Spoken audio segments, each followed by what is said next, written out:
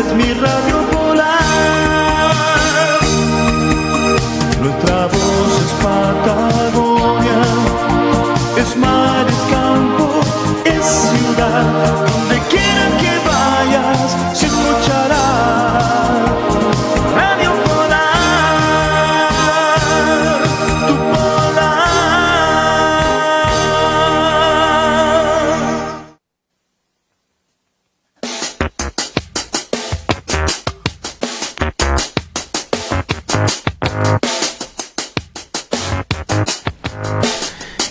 Muy buenas tardes a todas las personas que hoy día nos están escuchando por Radio Polar. Les habla el concejal Alejandro Soler. Hoy día nos encontramos en nuestro segundo programa de diálogo constitucional. El día 26 de abril, como país, tenemos una decisión importante que tomar y nosotros creemos que es importante, en primer lugar, informar a la comunidad sobre los temas constitucionales para que el voto sea un voto informado y realmente como sociedad podamos tomar una decisión la más conveniente y la más capacitada sobre este tema. Hoy día nos acompaña nuestro panelista estable, el académico, docente y abogado don Víctor Aro. Víctor, las cámaras son tuyas para poder saludar. Muchas gracias, Alejandro. Buenas tardes, un saludo a todos a quienes nos escuchan, ¿cierto? En las distintas plataformas de Polar Telecomunicaciones. Aquí con la finalidad de ayudar que la gente al momento de tomar esta decisión, tal como decía recién el concejal Soler, estemos informados y sepamos claramente cuáles son las decisiones o las consecuencias de las decisiones que vamos a tomar.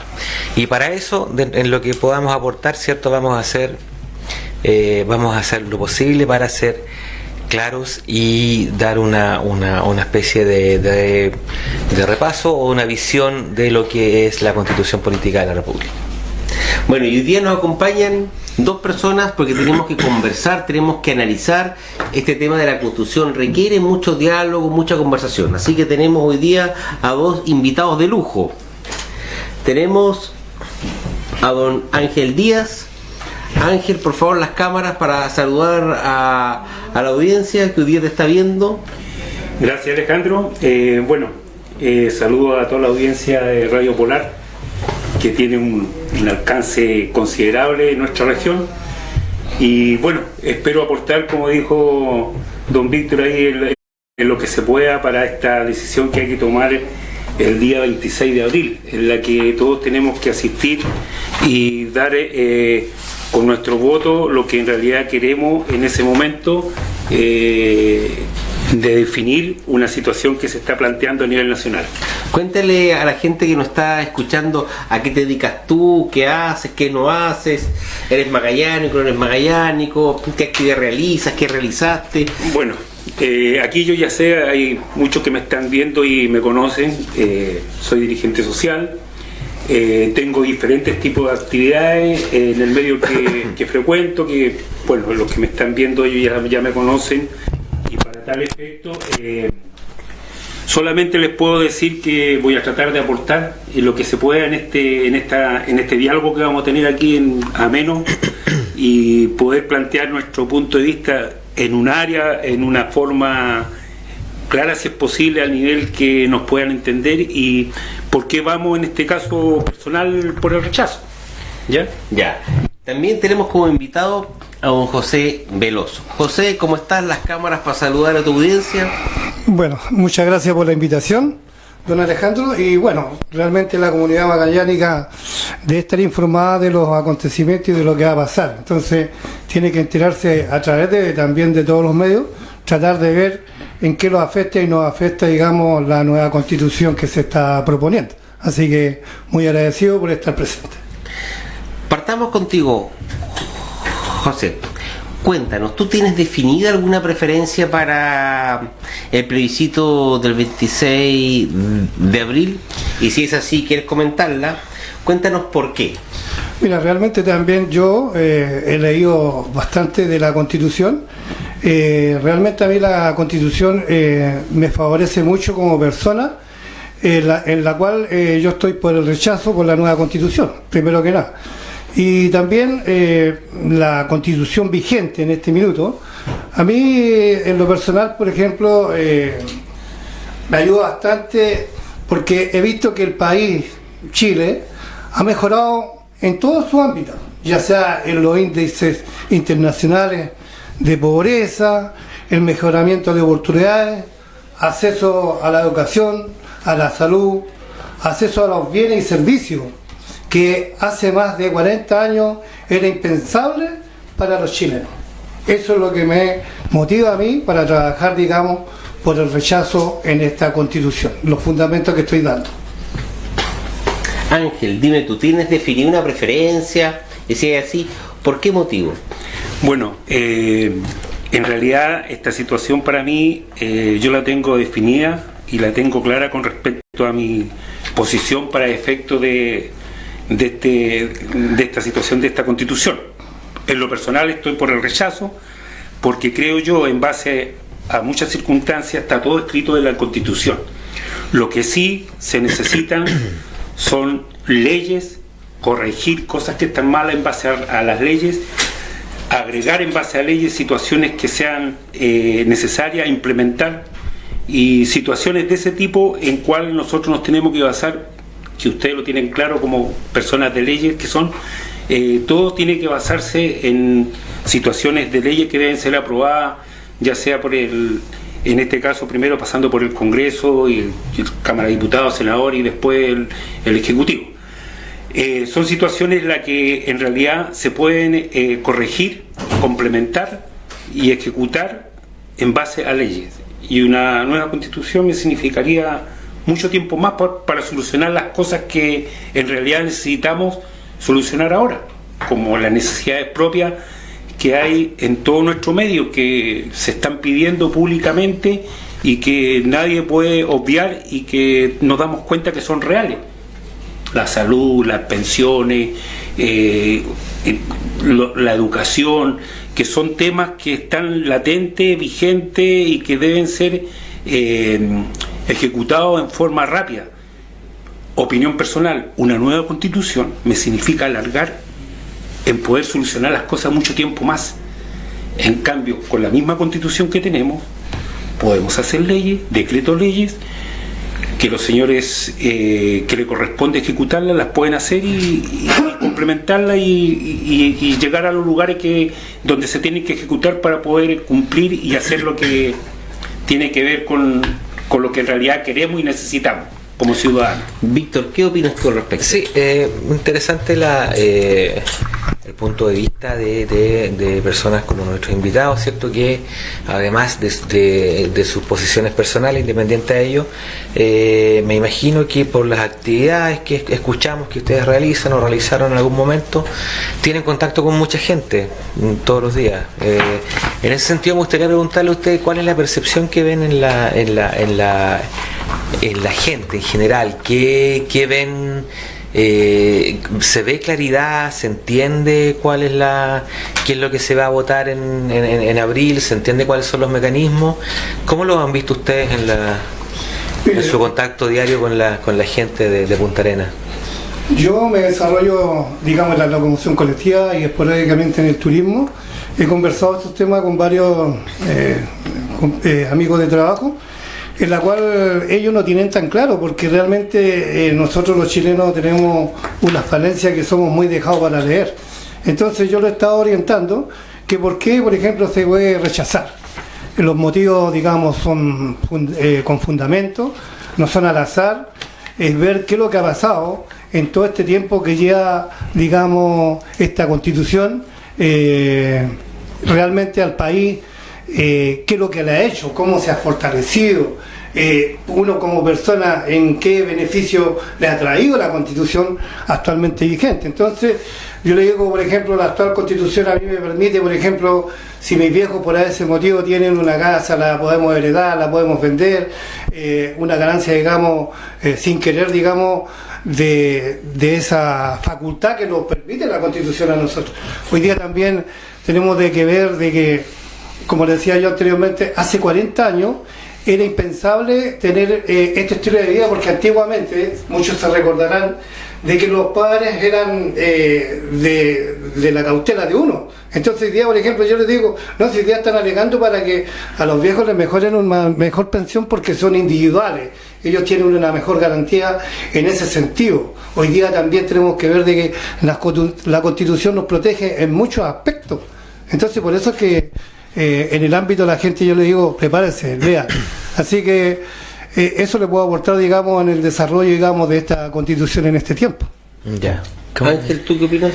Bueno, yo algo parecido a lo que dice nuestro colega. En realidad, en el medio que yo frecuento, abiertamente lo puedo decir, hay mucho desconocimiento de muchas cosas. Pero ante todo eso, por algo, bueno, estamos acá en este momento dialogando y poder tratar de expresar y dar a entender lo que significa tener esta Constitución que tenemos vigente y lo que a lo mejor la nueva Constitución que quieren corregir, que es un tema que en el nivel mío yo le pregunto ¿qué es lo que quieres corregir tú? Y los temas que me salen quedan pensando. Cuando es tan simple, nuestros oyentes que nos están escuchando, buscar en Google, decirle al hijo si no sabe la persona, porque hay personas de nuestra edad ya que tampoco no tienen los conocimientos para meterse, que le busquen en Google. Tan simple como las pensiones, que es un tema recurrente y que es necesario y que debiera corregirse, y que no podemos hacer inventarnos los ojos y decir no está sucediendo eso, no es real.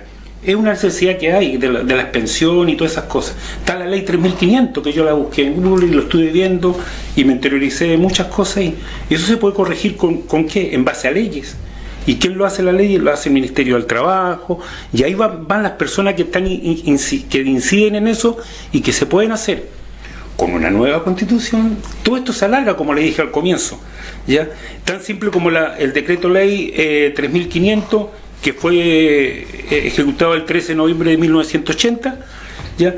Tiene 22 leyes, ¿ya? Que están vigentes ahí. Ahora, dentro de las leyes también está el Ministerio del Trabajo, el cual tiene 55 leyes. Entonces son leyes que se pueden corregir, complementar y actuar ahora, pero tal cual. O sea, para eso no tendríamos necesidad de estar esperando tanto tiempo. Es una situación que yo la veo desde ese punto de vista. Por eso, mi punto de vista en el sentido de mantener nuestra Constitución que tenemos y no hacer una nueva. El hacer una nueva, está bien, se podrá corregir 2, 3 palabras, usted como gente de ley, usted lo tienen claro. Pero, ¿qué significa eso? Significa prolongar en el tiempo lo que se quiere hacer para las necesidades propias de cada uno de nuestros semejantes, que en realidad se está peleando la salud, se está peleando la educación. Ya. Esa es la situación por la que yo... Bueno, yo quisiera señalar primero de que en mi caso yo estoy por rechazar para reformar, porque creo que sí hay algunas cosas que debemos incorporar. Ahora bien, la Constitución se compone de partes, ¿ya? Y hay partes en las cuales, a mi entender, no hay que hacer ninguna modificación. Por ejemplo, el capítulo primero establece las bases de la institucionalidad. Me voy a permitir leer, para ser más estricto, exactamente lo que dice. Dice el artículo 1, las personas nacen libres e iguales en dignidad y derechos, y se desarrolla. El artículo 2, los emblemas nacionales son la bandera, el escudo y el himno. 3, Chile, el Estado de Chile es unitario. 4, Chile es una república soberana. 5, la soberanía reside esencialmente en la nación, y va desarrollando el artículo. 6, los órganos del Estado deben someter su acción a la Constitución y a las normas dictadas conforme a ella y garantizar la institucionalidad de la república. 7, los órganos del Estado actúan variamente previa investidura. Y así va. Y el capítulo segundo habla de la nacionalidad. Dice, son chilenos los nacidos en el territorio de la república. Es decir, capítulo primero, bases de la institucionalidad, yo creo que no se puede modificar, porque las bases de la institucionalidad son instituciones que arraigadas en nuestra conciencia social y son elementos que no podemos cambiar. Entonces, creo yo que esta primera parte, el capítulo primero, yo voy a votar rechazo porque creo que estos son elementos fundamentales. Igual también que la nacionalidad, porque ¿podemos cambiar nosotros los requisitos para ser chileno? Puede ser que si empezamos con una hoja en blanco, que se omitan requisitos que antes eran justificación para ser chileno. Entonces esas instituciones no podemos cambiarlas. Hay sin duda hay una serie de principios fundamentales que están presentes incluso desde mucho antes de la Constitución actual, vienen desde 1833 al menos, situaciones como las libertades personales, hay una frase muy que suena como a otra época de repente, pero que se ha mantenido desde el primer reglamento de José Miguel Carrera, que en Chile no hay esclavo y el que pide su territorio queda libre. Todavía está por ahí en el 19 número 2 me parece, y así como esa hay una serie de normas fundamentales que yo no creo que vayan a modificarse aun cuando se haga una nueva constitución. Ahí hay que tener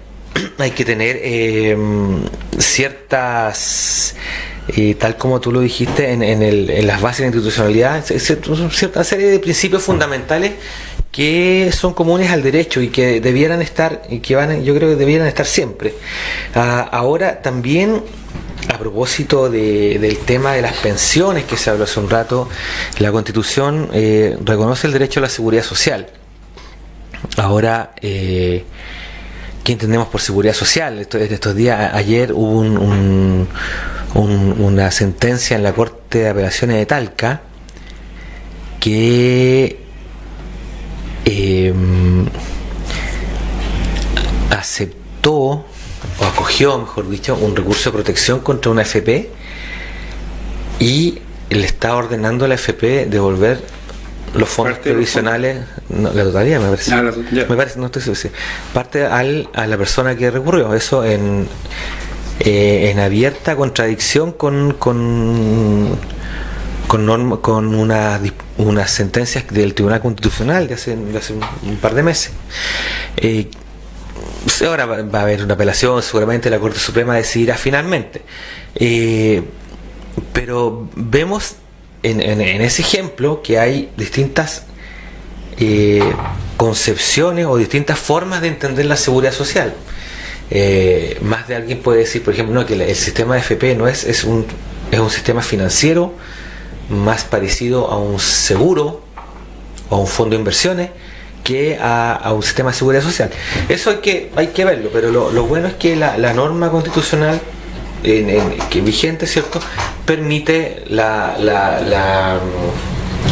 el que se desarrolle de distintas formas este tema. Sí, bueno, yo quisiera señalar que ahí yo creo que hay algo que modificar. El sistema de pensiones realmente es malo. Creo que ahí que yo estoy por el rechazo, pero una de las cosas que hay que modificar el sistema de pensiones, porque no puede trabajar una persona toda una vida para tener una jubilación ya ni siquiera baja, sino que indigna. Algo tenemos que hacer. Sí, pero todas esas demandas se pueden corregir sin alterar la Constitución. Todo eso se puede corregir vía leyes. Ustedes como abogados, yo creo que lo tienen más que claro de que todo se puede avanzar.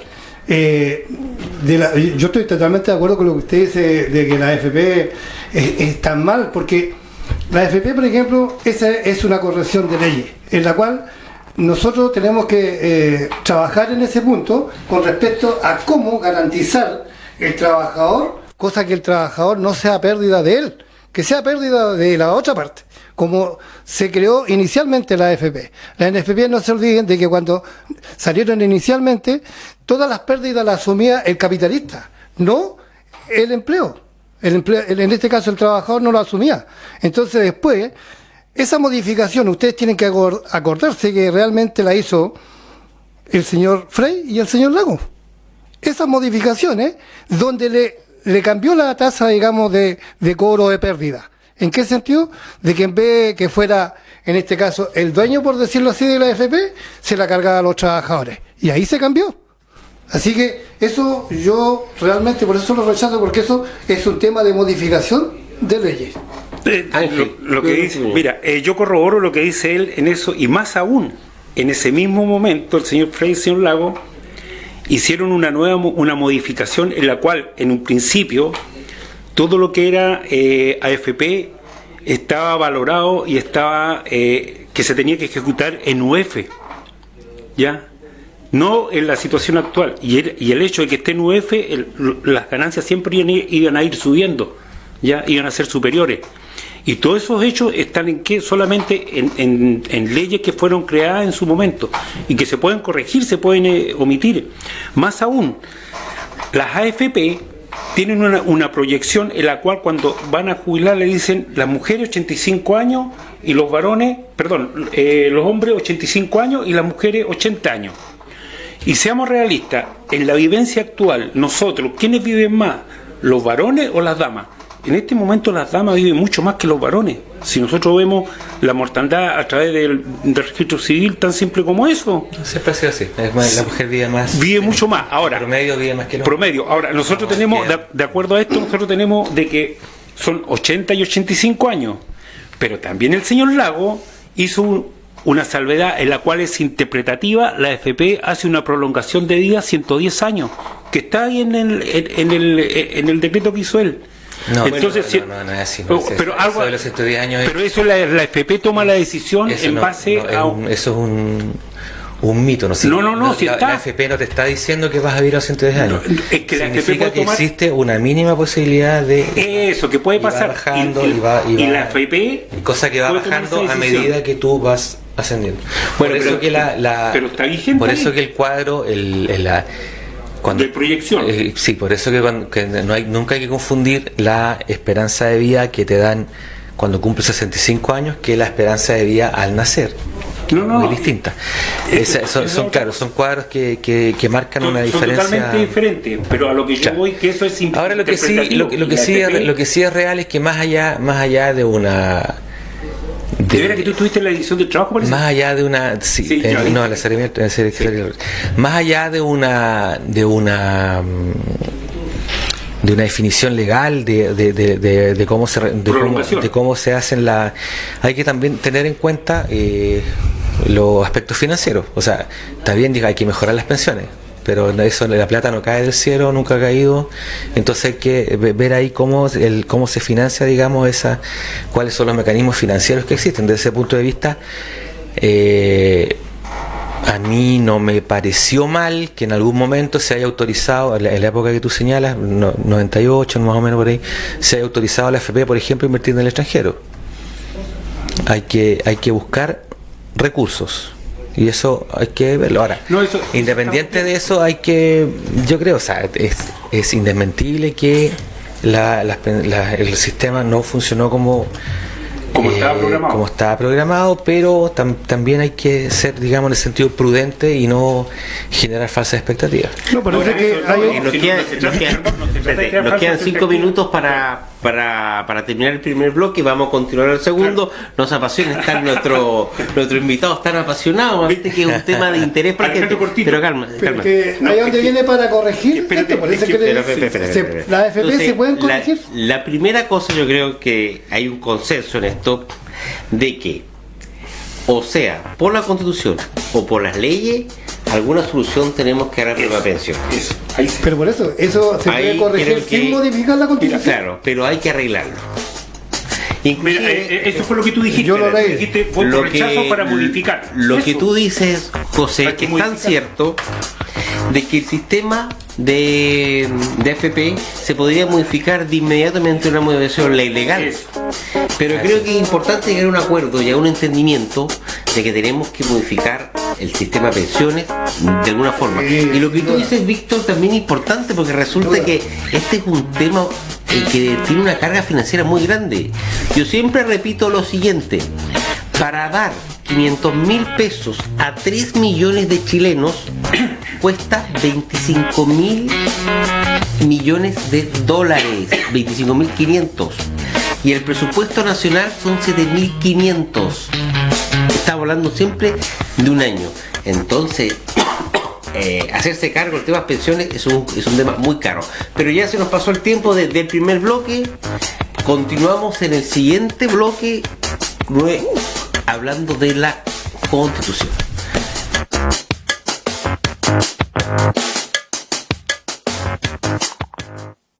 Si estás moroso del crédito CAE, ya puedes regularizar tu situación sin pagar intereses moratorios ni gastos de cobranza. Si